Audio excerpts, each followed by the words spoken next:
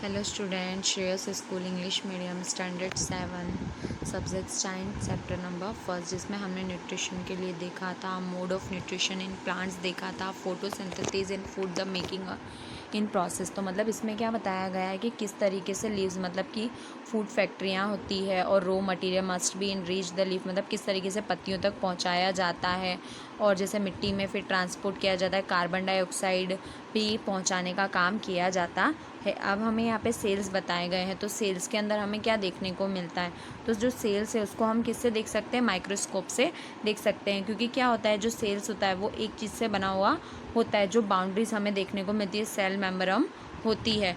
तो इस तरीके से यहाँ पे हमें सेल्स बताया गया है, जो ईंटों को जोड़ जोड़ के बनाया जाता है। अब यहाँ पे thought the tiny present on a surface of the leaves. This approach of surrounded by ground cells, मतलब ग्राउंड सेल्स मतलब जैसे कि क्या होता है कि चारों तरफ से घिरे होते हैं ना, the called by a stoma.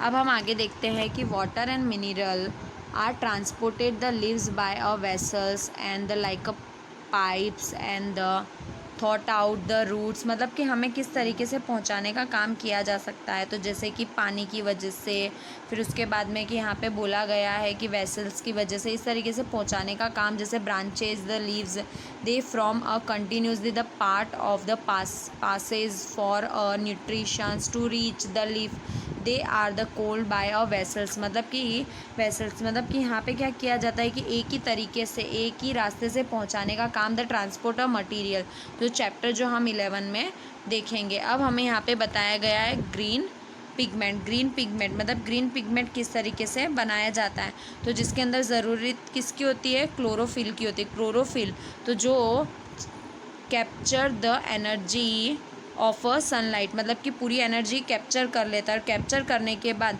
जिसके अंदर हमें किस किस की वाटर की ज़रूरत होती है, कार्बन डाइऑक्साइड की ज़रूरत होती है।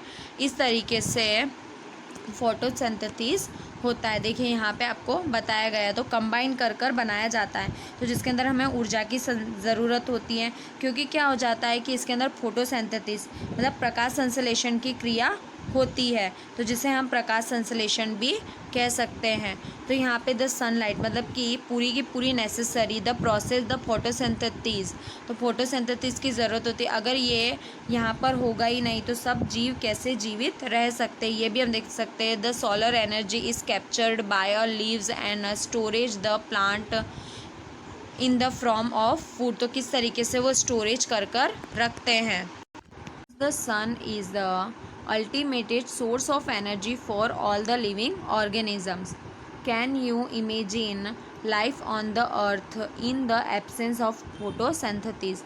In the absence of photosynthesis, there would be the not be any food. The survival of the almost all living organism directly to indirectly depending upon the food the made by the plant, मतलब हम directly या indirectly dependent किस पे होते हैं, हम लोग किस पे होते हैं, प्लांट्स के ऊपर होते हैं। क्योंकि अगर प्लांट ही नहीं होगा, फोटोसिंथेसिस ही चीज़ें नहीं होगी, तो क्या हो जाएगा, उसके एब्सेंस में क्या हो जाएगा, हम जीवित रह सकते हैं, हम लोग जीवित नहीं रह सकते। Besides oxygen which is a essential of the survival, तो किस तरीके से सर्वाइवल होता है।